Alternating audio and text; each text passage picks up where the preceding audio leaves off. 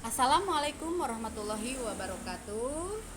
Alhamdulillah kita bertemu lagi dalam pembelajaran daring biologi. Hari ini Ibu akan menjelaskan materi tentang transport melalui membran plasma ya. Nah, kita ketahui bahwa ciri suatu sel hidup itu adalah melakukan transportasi zat. Transportasi zat itu adalah proses memasukkan zat-zat yang diperlukan dan mengeluarkan zat-zat sisa yang tidak diperlukan, ya.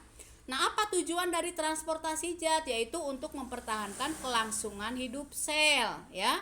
Jadi diantaranya transportasi zat itu memasukkan gula, asam amino, dan nutrien lain yang diperlukan sel, memasukkan oksigen dan mengeluarkan karbon dioksida.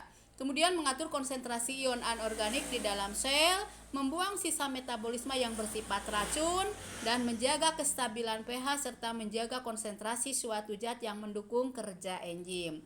Nah, mekanisme transport melalui membran plasma itu terbagi menjadi dua. Ada transport pasif, ada transport aktif. Transport pasif merupakan transport sel yang dilakukan melalui membran. Jadi tanpa membutuhkan energi. Contohnya peristiwa difusi ya. Difusi itu adalah proses pergerakan partikel, molekul, ion, gas atau cairan dari konsentrasi yang tinggi menuju ke konsentrasi yang rendah sehingga nantinya akan tercapai keseimbangan. Contohnya dalam kehidupan sehari-hari ya. Contoh peristiwa masuknya oksigen dan keluarnya karbon dioksida pada saat respirasi sel. Atau contoh yang lain, kita menyemprotkan parfum ya ke baju ya. Nah, kemudian parfum tersebut nantinya akan menyebar ya sehingga akan tercium oleh banyak orang. Nah, ini adalah contoh dari proses difusi juga. Nah, kemudian untuk contoh yang kedua adalah osmosis. Osmosis itu artinya proses bergeraknya molekul pelarut. Nah, dari larutan dengan konsentrasi yang rendah menuju ke konsentrasi yang lebih tinggi, tetapi di sini melalui yang namanya membran selektif permeabel.